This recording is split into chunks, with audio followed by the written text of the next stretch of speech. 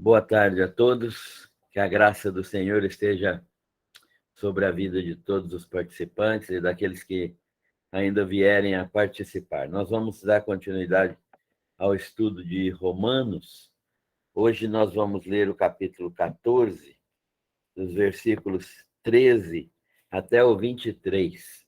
Esses 11 versículos, pelos quais nós vamos passar agora estudando, nós vamos lê-los e depois nós vamos orar.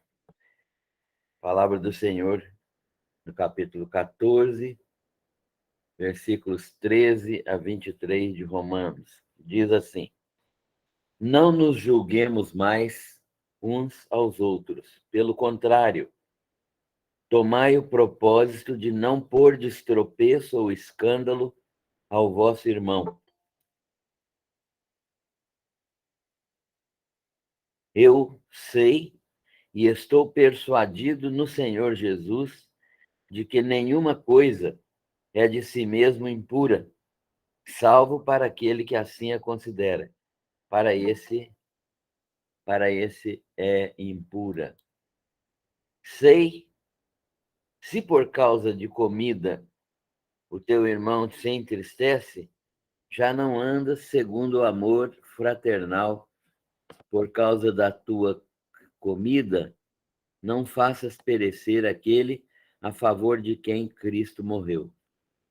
Não seja, pois, vituperado o vosso bem, porque o reino de Deus não é comida nem bebida, mas justiça e paz e alegria no Espírito Santo. Aquele que deste modo serve a Cristo é agradável a Deus e aprovado pelos homens. Assim, pois, seguimos as coisas da paz e também as da edificação de uns para com os outros. Não destruas a obra de Deus por causa da comida.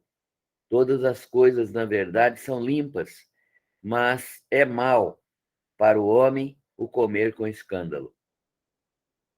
É bom não comer carne, nem beber vinho, nem fazer qualquer outra coisa com que teu irmão venha a tropeçar, ou se ofender, ou se enfraquecer. A fé que tens, tem-na para ti mesmo, perante Deus.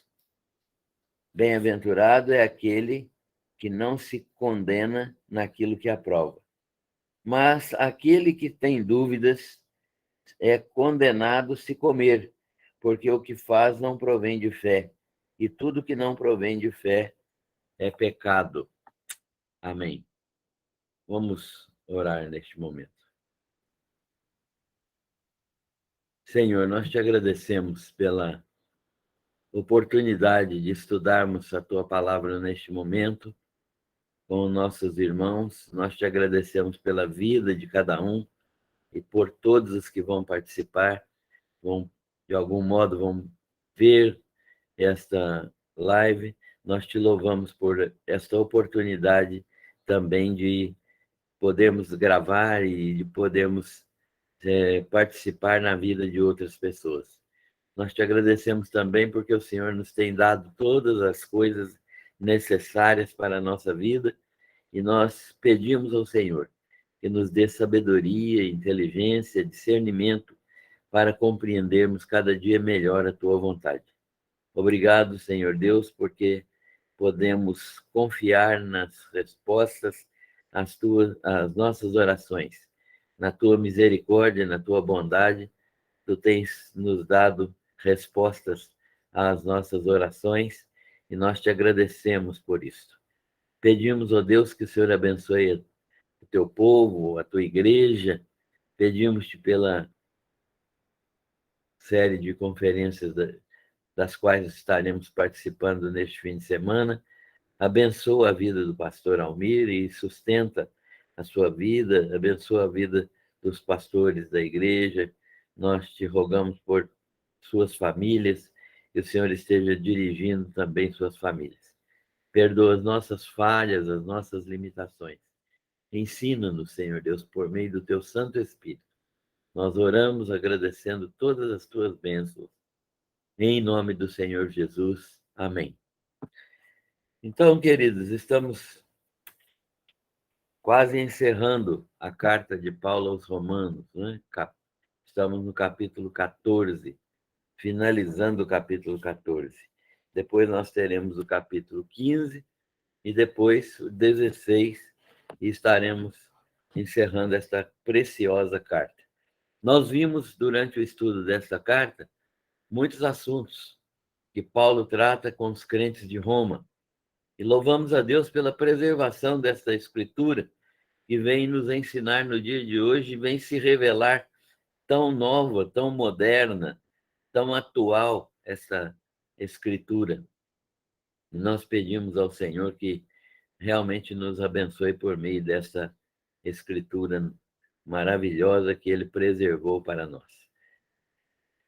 Estamos percebendo aqui no final desta carta, Paulo demonstrando como deve ser a prática da vida cristã. Nós vimos as partes mais teóricas da vida cristã até o capítulo 11, quando Paulo fala de pecado universal, de perdição universal, quando Paulo fala de morte e separação de Deus, quando Paulo fala de pecado de toda a raça humana, quando Paulo fala que judeus e gentios estão na mesma circunstância diante de Deus, nada podendo fazer para resolver sua própria situação. Paulo também fala que a justificação é pela fé, demonstra como Abraão foi justificado pela fé e como nós também temos que ser justificados pela fé, já que pelas obras que a lei determina, nós não somos capazes de ser justificados, porque a lei não nos auxilia em nada, pelo contrário, ela só expõe a nossa fraqueza, a nossa limitação, demonstra o quão corruptos nós somos, né? Quanto o nosso coração é enganoso e quanto o nosso coração é mau. Então, Paulo demonstra, o Espírito Santo, por meio dele, demonstra que nós dependemos da ação de Deus, né? No capítulo 5, o apóstolo fala que Deus derramou sua ira sobre Jesus Cristo. Então, agora nós somos livres da ira de Deus, ira que é a manifestação de Deus contra o pecado, né? Deus está irado contra o pecado, ele manifesta a sua ira, ele pune o pecador por causa do pecado, mas a ira de Deus foi derramada sobre Jesus Cristo para que nós pudéssemos estar livres dessa ira. E Paulo então fala que nós não devemos mais viver no pecado porque fomos salvos, libertos do pecado por Jesus Cristo. Portanto, nós não somos devedores mais à lei, porque Jesus Cristo já pagou toda a dívida, e nós não somos devedores mais ao pecado, porque a nossa natureza foi transformada de modo que agora nós podemos viver uma nova natureza.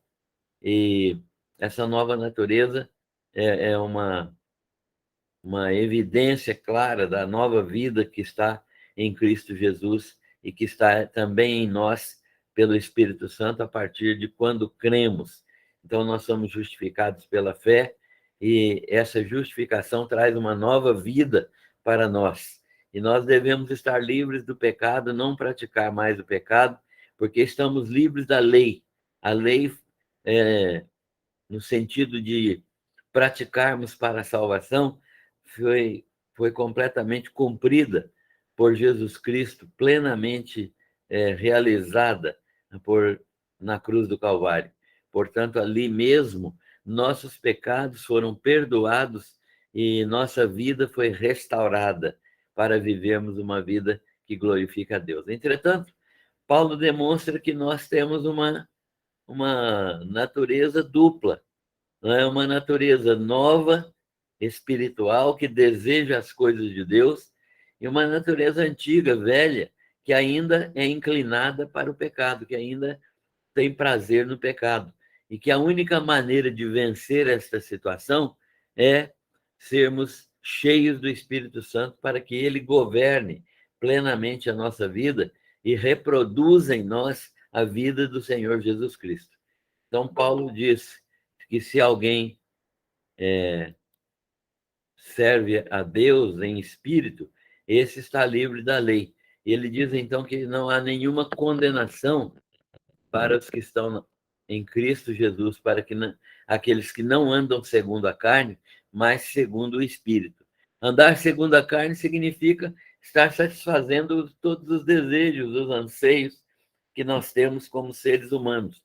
E andar segundo o Espírito é ser dirigido pelo Espírito Santo para fazer somente as coisas agradáveis a Deus. É nesse sentido que Paulo diz que nós estamos cheios do Espírito Santo para viver uma vida agradável a Deus. E aí, então, ele fala que nós devemos viver uma vida que glorifica a Deus, porque nós somos selados com o Espírito Santo e recebemos a filiação. Nós nos tornamos filhos de Deus em Cristo Jesus. E esta filiação faz com que nós reproduzamos a vida de Cristo, a vida de Deus que estava em Cristo e que está também em nós. Então, depois ele vai falar da situação dos israelitas, como é a situação dos judeus hoje diante de tanta verdade e de tanta incredulidade dos judeus. Mas Paulo mostra que Deus vai tratar ainda com os judeus num determinado período da história e vai tratar com os judeus de modo que os judeus também poderão ser alcançados pela misericórdia de Deus, pela misericórdia de Cristo, e eles poderão crer no Senhor Jesus ainda por causa das promessas que Deus fez a Abraão, Isaque e Jacó, e que foram parcialmente cumpridas apenas, mas que ainda serão totalmente cumpridas no reino milenar. Então, essas promessas estão nas profecias, e as profecias ainda não se cumpriram completamente. Há muitas profecias ainda sobre Jesus, sobre o reino e sobre Israel, que estarão sendo cumpridas no próximo reino milenar.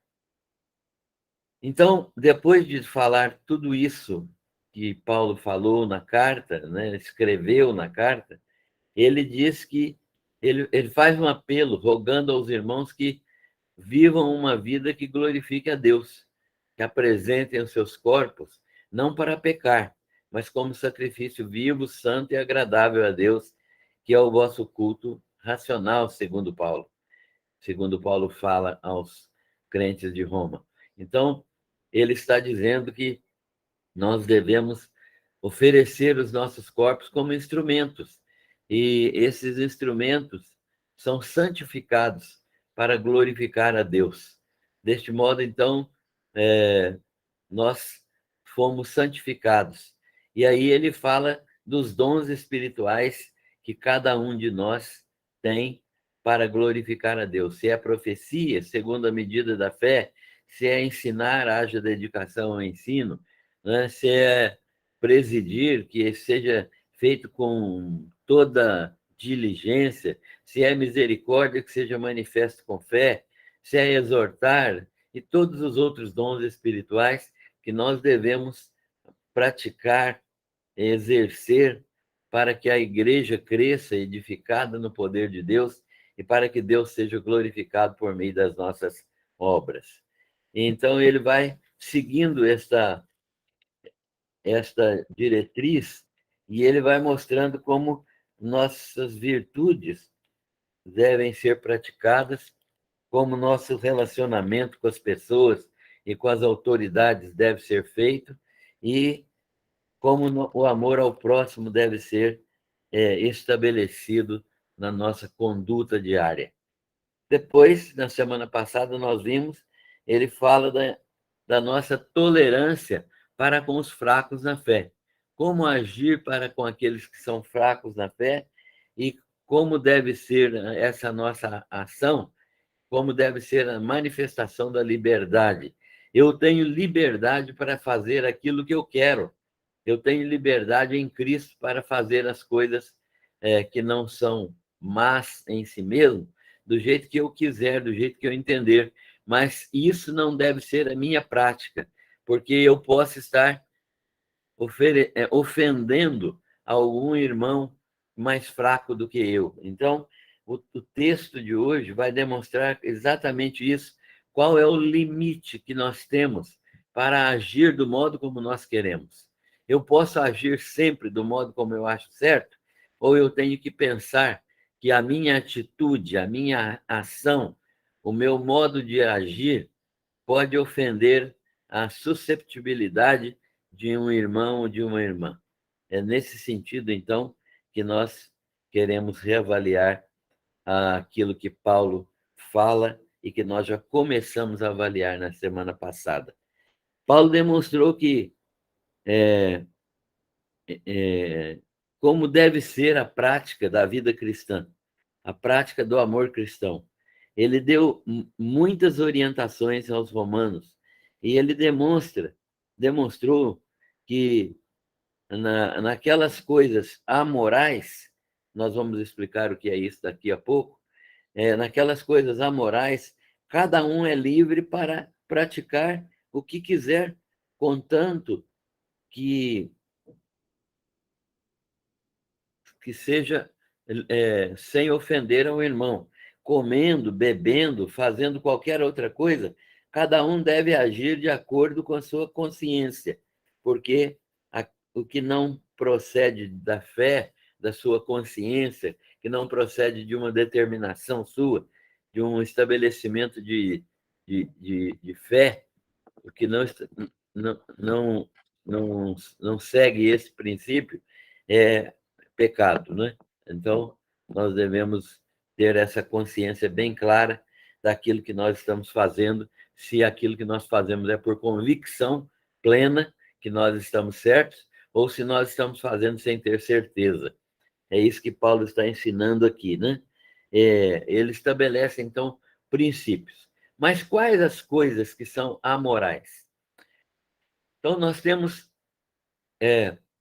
fatos morais, são os fatos bons, os fatos que edificam, os fatos que contribuem para a glória de Deus, que são a bondade, a misericórdia, o amor, a graça, todas as qualidades espirituais que, praticadas, edificam a vida das pessoas. Hospitalidade, equilíbrio, né? Todas essas, a generosidade, tudo isso que são práticas que edificam, nós podemos praticá-las livremente, sem qualquer condenação. Não há nenhuma condenação para esse tipo de prática. Então, essas práticas são de coisas morais, coisas boas, que todo mundo considera boas, e elas são práticas morais. Então, são aquelas práticas que produzem edificação, produzem glória a Deus, produzem satisfação plena, né, espiritual. As práticas imorais são aquelas ofensivas, ofensivas a Deus e ofensivas ao próximo. Prostituição, impureza, lascívia, glutonaria, bebedice, todas essas práticas que são nocivas em si mesmas e que são ofensivas à santidade de Deus e ofensivas aos irmãos. São práticas imorais. Ninguém tem dúvidas que não deve praticar isso. Então, essas práticas não são essas práticas às quais Paulo está se referindo aqui. Ele está se referindo a práticas amorais, que não são nem boas nem más em si mesmas. Comer, por exemplo, ou beber, isso não é bom nem mal em si mesmo. Comer é bom se eu como regradamente. Comer é mal se é glutonaria. Beber é bom se eu bebo adequadamente. Beber é mal se eu bebo e tenho um comportamento errado com a bebida e me transformo num bêbado, né? Bebedices, que a Bíblia chama de bebedices ou glutonarias, que são erros que a gente comete com a comida. Paulo está dizendo que ao praticar essas coisas que são amorais, que só depende da prática, eu estou livre para praticar segundo a minha consciência. Né? Paulo está dizendo que eu posso comer qualquer coisa, porque os judeus queriam que determinadas comidas fossem proibidas e que determinadas bebidas também fossem proibidas. Que quem comesse ou quem bebesse estava pecando e estava escandalizando os irmãos. Paulo vai dizer, então, que vai estabelecer, então, um princípio, o princípio fundamental nessas questões. O que se pode comer, o que se pode beber. Paulo vai estabelecer princípios. Quais são os princípios? O primeiro é: não devemos nos julgar uns aos outros. Uma pessoa não deve julgar outra pelo que ela come ou pelo que ela bebe. Isso que Paulo está dizendo aqui. Nós devemos nos ater a julgarmos a nós mesmos, a não julgarmos outra pessoa, porque nós não conhecemos o coração dela, nem sabemos como ela está praticando aquele ato, né? Muitas vezes as pessoas, só de ver alguém bebendo ou comendo alguma coisa, já criticam, já falam o que não deve. Paulo está dizendo, não devemos nos julgar uns aos outros. O segundo princípio que Paulo estabelece é que não devemos escandalizar ou fazer tropeçar os irmãos. Olha só, Paulo enxerga os dois lados. O primeiro lado é que eu não devo julgar ninguém. Mas o segundo lado é que as pessoas também não devem ser motivo de escândalo uns aos outros. Então, não devemos nos julgar a ninguém, não devemos ser julgados e nem julgar, e não devemos escandalizar os outros naquilo que nós fazemos. Então, esses dois princípios andam sempre juntos. Eu não devo julgar ninguém, mas ninguém deve me escandalizar. Né?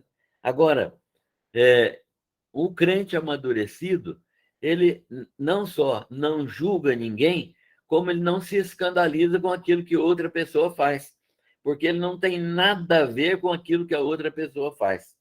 Então, mesmo considerando como verdade que nenhuma coisa é impura por si mesma, Paulo mesmo fala isso, que nenhuma coisa é impura por si mesma, nós também já falamos que elas não são nem boas nem más em si mesmas, elas não são impuras por si mesmas, né?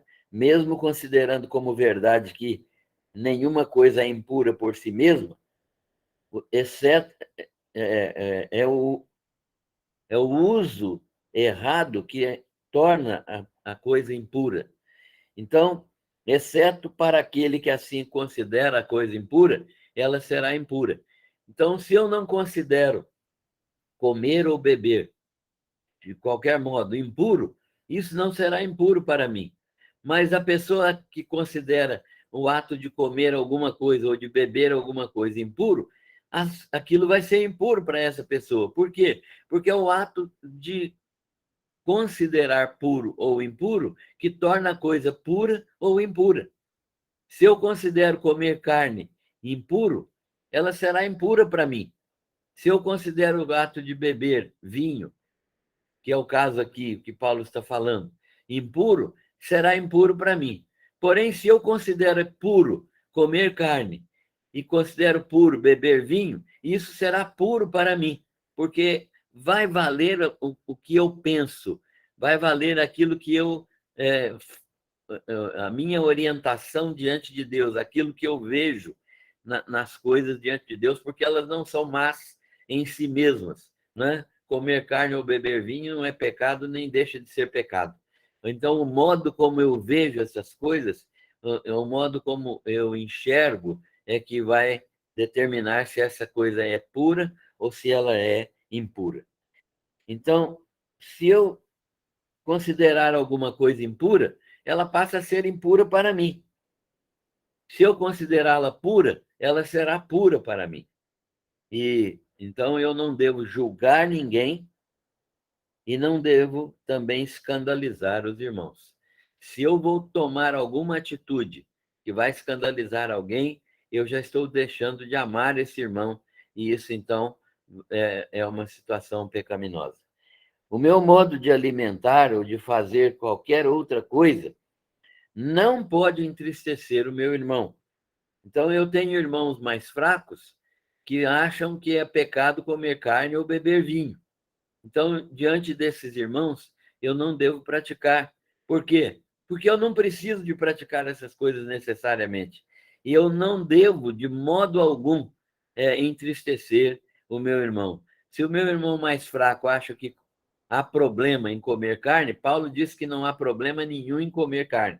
Mas se o meu irmão mais fraco entende que há, então eu devo deixar de fazê-lo por amor ao meu irmão.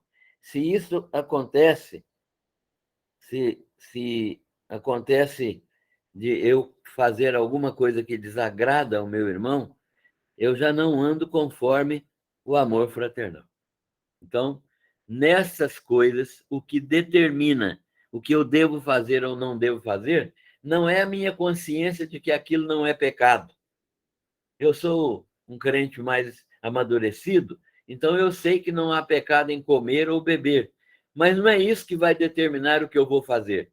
O que vai determinar o que eu vou fazer, porque sou um crente amadurecido, é exatamente o fato de não causar escândalo ao meu irmão, porque se eu causar algum problema ao meu irmão, pela comida ou pela bebida, que são lícitos para mim, eu estarei faltando com amor ao meu irmão.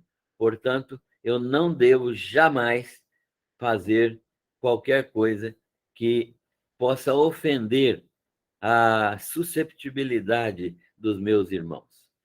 Eu não devo fazer enfraquecer, segundo Paulo, a fé do meu irmão mais fraco, porque em Cristo morreu. Eu preciso entender que ele certamente estará julgando a minha atitude e cometendo pecado. Posso levar meu irmão a cometer pecado se eu estou fazendo qualquer coisa, mesmo lícita, aquilo que eu considero lícito. Se eu estou fazendo, mas o meu irmão mais fraco está achando, está me julgando como alguém errado, como alguém pecador, ele já está pecando por estar me julgando. E eu não estou manifestando amor por ele, porque estou induzindo ele ao pecado. Bom, então Paulo trata dessas questões como um fundamento, um outro princípio, que é o princípio do amor fraternal. O princípio do amor fraternal. É lícito comer carne, Paulo diz. É lícito beber vinho, Paulo ensina. Ou fazer qualquer outra coisa, né? Mas não é lícito fazer qualquer coisa que ofenda, que produza tropeço ou enfraqueça a fé do meu irmão. Observem bem como Paulo é maduro nessa questão.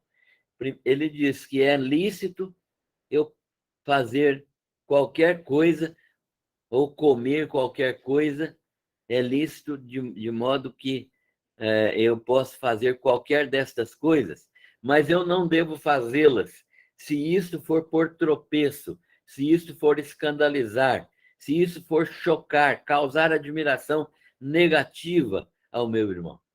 Então, qual é o princípio fundamental? Comer ou beber licitamente? Isto é um princípio, sim, que me permite comer ou beber livremente, de acordo com a minha consciência, porque isso não é bom nem mal em si mesmo. Mas se eu perceber que há algum irmão por perto que vai ficar escandalizado, então eu não devo fazê-lo por amor ao meu irmão. Paulo diz, então, que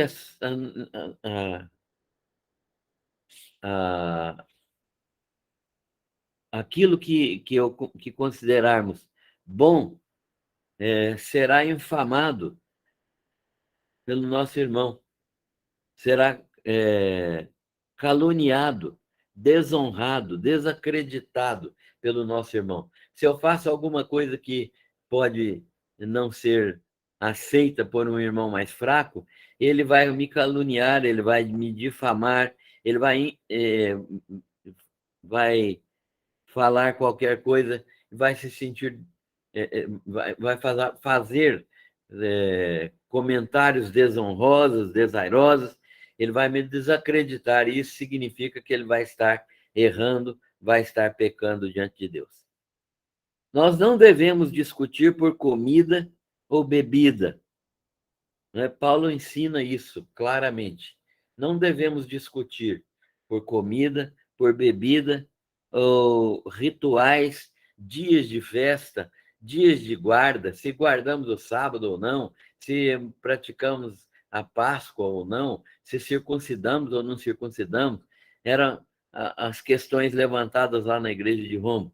Paulo está dizendo que não devemos discutir por qualquer tipo de coisa dessa, porque elas são secundárias, elas não são pecaminosas em si mesmas, né? Elas não são boas nem más em si mesmas. Então, nós não devemos discutir por isso. Mas por quê? Porque o reino de Deus está acima dessas coisas.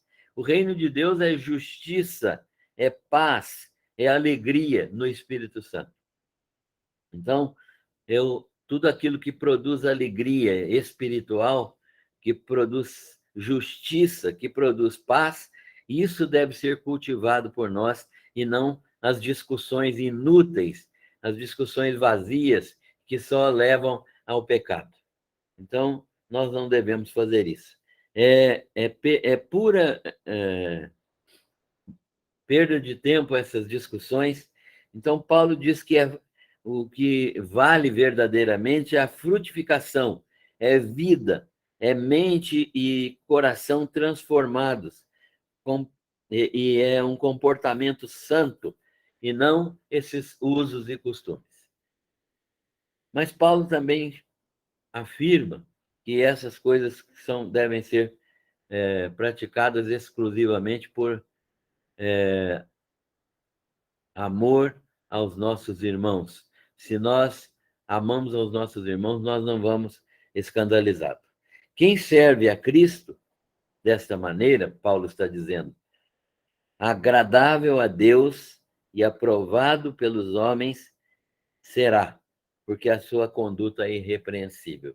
Então, o crente que, mesmo tendo a liberdade de comer ou beber, ou guardar o dia, ou fazer qualquer coisa, mesmo que ele seja livre para fazer isso do jeito que ele achar melhor, ele não vai fazê-lo por causa do amor que ele deve para com os irmãos mais frágeis na fé. Então, quem serve a Cristo dessa maneira, centralizado no amor cristão e centralizado no amor fraternal, todas as vezes que um crente tem essa conduta, ele é agradável a Deus e é aprovado tanto pelos homens como também por Deus, porque a sua conduta é irrepreensível. Então, o que torna uma conduta claramente edificadora, o que torna uma conduta claramente glorificadora de Deus é a prática do amor. Eu posso fazer todas as coisas me são lícitas, mas nem todas as coisas convêm. Por que que não convém? Porque eu posso estar escandalizando ao meu irmão mais fraco. Paulo, então, afirma que quem serve a Cristo dessa maneira é agradável a Deus, aprovado pelos homens, porque sua conduta é irrepreensível. E ele, então, diz que nós devemos seguir aquilo que é pacífico, aquilo que não causa problemas, aquilo que produz edificação de todos. Nós devemos seguir esse princípio. Então, Paulo está ensinando que devemos seguir aquilo que é pacífico, aquilo que não causa problemas e aquilo que produz edificação de todas as pessoas. Minha conduta deve ser tal que estimule meus irmãos a me imitar. Minha conduta deve ser tal que estimule meus irmãos a me imitar. Uma boa pergunta nesse sentido é esta: posso ser imitado? O que é que você responde a essa pergunta? Você pode ser imitado? A sua vida é digna de imitação? a sua conduta em relação às coisas lícitas, as coisas que você pode praticar, elas são condutas legítimas, você pratica o amor cristão, né? Você está livre para fazer qualquer coisa. Paulo já ensinou isso. As coisas amorais podem ser praticadas por nós de qualquer modo, né? Nós não temos nenhum tipo de limitação. Basta usarmos de todas as coisas com moderação. E moderação é equilíbrio, né? Então, se nós usamos todas as coisas com equilíbrio, com moderação, nada é proibido para nós. Mas nós não podemos fazer nada que escandalize o nosso irmão, porque isso seria agir com falta de amor. Falta de amor é falta de equilíbrio, é falta de domínio do Espírito Santo. É isso que Paulo está ensinando neste pequeno texto que nós estamos estudando aqui. A minha conduta deve ser tal que estimule meus irmãos a praticar a mesma coisa. E uma boa pergunta é esta: posso ser imitado? Mas Paulo estabeleceu um segundo princípio. Nós vimos um primeiro princípio, agora nós vamos ver o segundo. Nesse segundo princípio desdobrado, nós vemos o seguinte: não destruas a obra de Deus. Paulo está preocupado em que a minha liberdade cristã de fazer o que eu quero, o que eu penso, né, de acordo com aquilo que está na palavra de Deus, a liberdade que eu tenho de comer e beber ou fazer qualquer outra coisa, ela não seja uma liberdade que destrua a obra de Deus. O que é destruir a obra de Deus aqui? Destruir a operação de Deus, a operação divina no homem, por causa da comida ou por causa da bebida. Desfazer aquilo que Deus está fazendo na vida de outro irmão. Paulo, então, estabelece esse princípio de não destruir a obra de Deus, que é a vida do meu irmão. E também esse princípio diz que todas as coisas, aquelas coisas amorais que nós já falamos, são limpas. Todas as coisas são limpas. Paulo está afirmando isso aqui no texto. Eu posso usar de todas elas, mas não é prática do bem usar de todas elas, usar de todas essas coisas, de modo que elas sejam escandalizadoras dos irmãos. Então, eu não devo destruir a obra de Deus, que é a vida do meu irmão, que está em Cristo, e devo pensar que todas as coisas são limpas. Posso usá-las todas, mas não é prática do bem, é prática do mal. Para mim mesmo e para os outros, comer produzindo ofensa, ou produzindo escândalo, ou chocando as pessoas, ou espantando as pessoas, né? Causando admiração negativa nas pessoas. Eu não devo fazer isso. Se comer carne escandaliza meu irmão, então eu não devo comer carne, né? Ele não deve participar de algum momento em que eu esteja comendo carne, porque eu não devo escandalizá-lo. Então, é muito melhor eu parar de comer carne, parar de beber vinho, se eu sei que eu vou escandalizar meus irmãos. Por amor aos meus irmãos, eu deixo de praticar aquilo que é livre, aquilo que é limpo, aquilo que não é imoral, aquilo que não é pecaminoso, mas por amor aos meus irmãos. Porque se eu não amar aos meus irmãos, então eu estarei cometendo pecado. Eu não cometo pecado comendo ou bebendo aquilo que eu considero limpo diante de Deus, mas cometo pecado se não amar o meu irmão. Então, quando eu faço qualquer coisa que não produz edificação na vida do meu irmão, eu estou cometendo algum tipo de pecado, o pecado de não amar o meu irmão. Aquilo que consideramos bom será infamado, será considerado mal pelos meus irmãos. Por isso, Paulo diz que é lícito comer carne e é lícito beber vinho. Não há nada errado nisso. É lícito fazer qualquer outra coisa, mas não é lícito fazer qualquer destas coisas se isto for ofensivo, se isto for ofender, fazer tropeçar ou enfraquecer a fé de um irmão. Então, esse princípio é o segundo princípio que Paulo defende, né? Que é lícito comer carne ou beber vinho ou fazer qualquer outra coisa legítima que eu considere agradável ao Senhor, né? Mas não é lícito fazer qualquer destas coisas se isto for ofensivo ao meu irmão, se isso produzir tropeço, escândalo ou enfraquecer a sua fé em Cristo Jesus.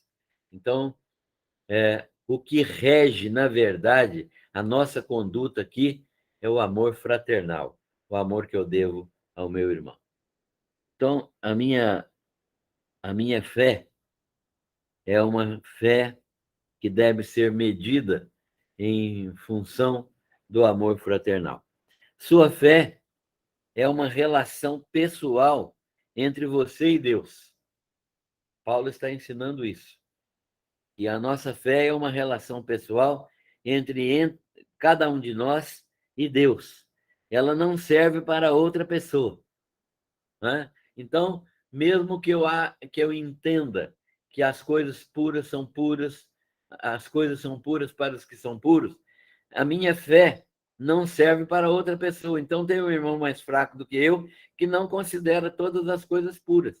E ele olha para uma carne, então ele vai querer saber de onde que ela veio, que tipo de carne que animal que é aquele.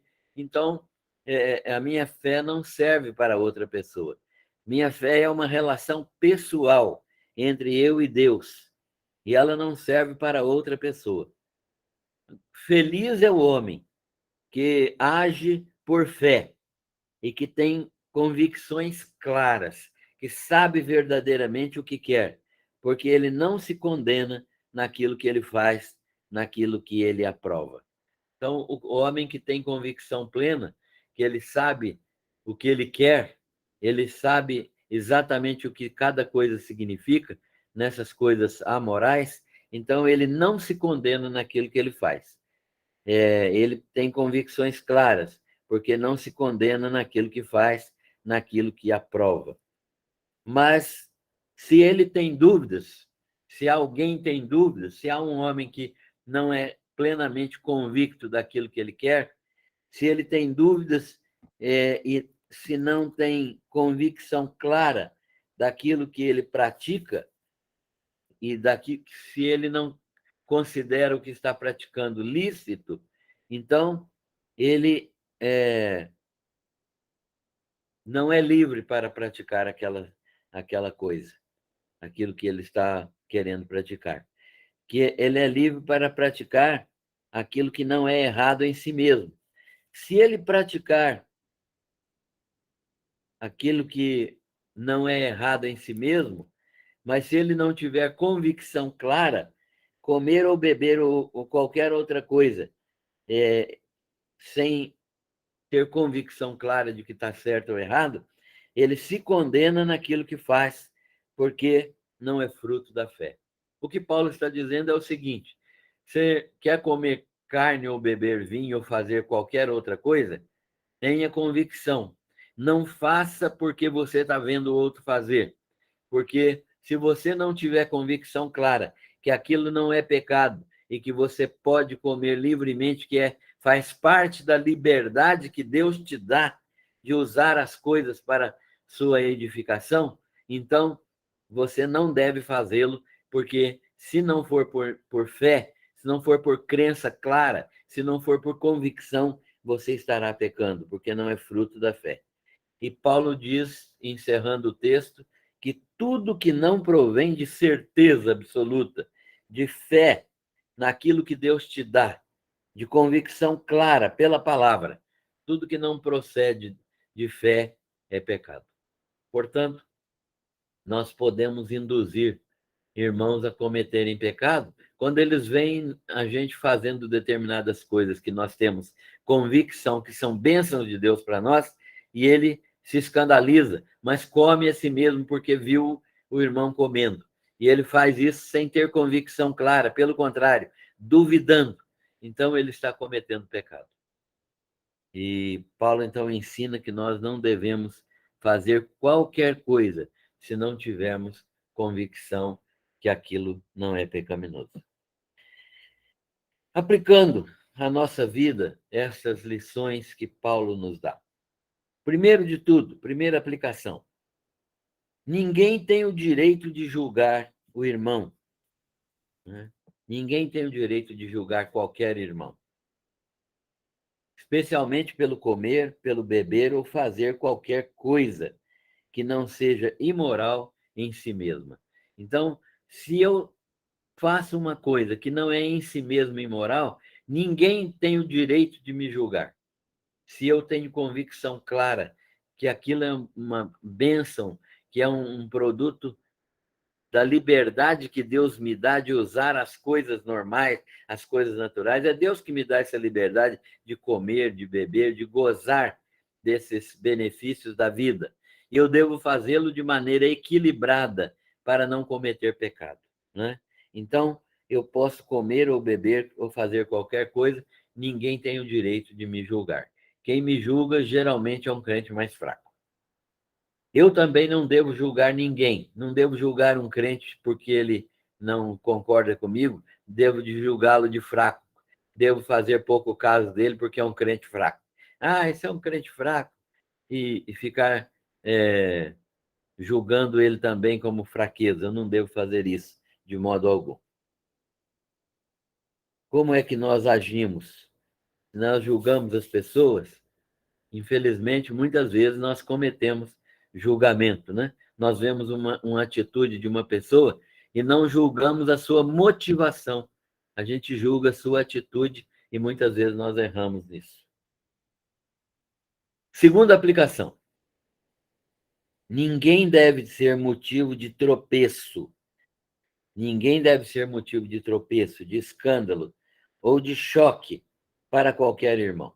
Então, se ninguém tem o direito de me julgar, eu também não tenho o direito de ser motivo de choque, de escândalo, de admiração negativa para qualquer irmão. A base disso é que Cristo morreu por todos para ser o Senhor de todos, né? Então eu não posso escandalizar ninguém, porque eu não posso prejudicar o servo alheio, né? Se a pessoa é servo de Jesus Cristo, então eu não devo prejudicar o servo alheio, não devo nem julgá-lo, não devo condená-lo por nada, não devo pensar mal dele, pensar que ele é fraco e tomar atitudes que diminuem esse irmão diante de mim mesmo. Então, ninguém deve ser motivo de tropeço, de escândalo ou de choque para qualquer irmão, né? Mesmo que ele seja mais fraco, eu devo aceitá-lo e amá-lo. Mesmo que ele não compreenda as coisas do modo como eu compreendo, eu não devo desprezá-lo. A base disso é a base simples de que Cristo morreu por nós e quem é Senhor é Jesus. Eu não devo julgar o servo alheio e não devo desprezar o servo alheio. Quem é servo de Jesus. Terceira aplicação: tudo deve ser praticado como consequência da fé, porque tudo que não é de fé é pecado. Tudo que eu vou fazer, eu devo fazer demonstrando que eu tenho convicção clara que eu estou fazendo aquilo que Deus me permite fazer, que Ele me dá liberdade para fazer e que eu faço para a glória dele, porque quer seja comendo, quer seja bebendo ou fazendo qualquer outra coisa, devemos fazer tudo para a glória de Deus. Nenhuma coisa, segundo o apóstolo Paulo, em quarto lugar, é por si mesma impura, mas é impura para quem a considera. Então, Paulo diz isso no versículo 14 e 15. Ele diz assim: eu sei, estou persuadido no Senhor Jesus de que nenhuma coisa é em si mesma impura, exceto para aquela pessoa que assim a considera. Para este é impura. Então, se por causa da comida o teu irmão se entristece, já não anda segundo o amor fraternal. Por causa da tua comida, não faças perecer aquele a favor de quem Cristo morreu. Portanto, Paulo está ensinando que nenhuma coisa é por si mesma impura, mas é impura para aquele que a considera. Mesmo assim, não havendo nada impuro naquilo que eu escolher fazer, eu não devo comer, nem beber, nem fazer qualquer outra coisa que venha a enfraquecer o meu irmão. E devo lembrar, finalmente, que todas as coisas são puras para os que são puros. E devo lembrar que, quer seja comida, quer seja bebida, tudo que fizermos deve ser feito para a glória de Deus. Se eu como, como para a glória de Deus. Se eu bebo, bebo para a glória de Deus. Se isso for praticado, certamente eu estarei cumprindo o amor fraternal, estarei glorificando a Deus no meu relacionamento com os meus irmãos. Isso é o que Paulo nos ensina neste texto importante da carta aos Romanos. E nós agradecemos a Deus por chegarmos ao final de mais uma parcela do estudo de Romanos e desejamos que todos tenham sido abençoados por este estudo por meio da palavra do Senhor. Que Deus abençoe a todos.